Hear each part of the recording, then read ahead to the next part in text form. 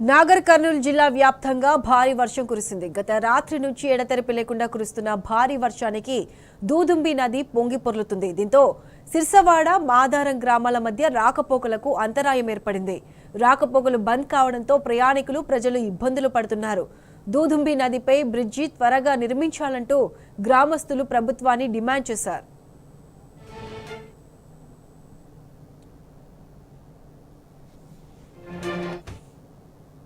పుష్కలంగా ఉన్నందున ఇప్పుడు రాకపోకలకు బ్రిడ్జి లేక ఇబ్బంది ఉంది. ఇప్పటి సంది వర్షాకాలం అయిపోయినంత వరకు నీళ్లు బంద్ అయినంత వరకు మాకు రానిక పోనీక ఇబ్బంది అవుతుంది. విజయవాడ గ్రామంలో స్పందించాలని మేము అధికారులను కోరడం జరుగుతుంది.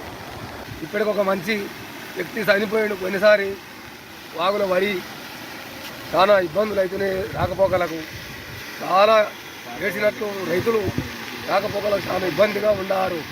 మీరు దయచేసి మాకు బ్రిడ్జి ఓపెనింగ్ చేయాలి అని మేము కోరుకుంటున్నాం.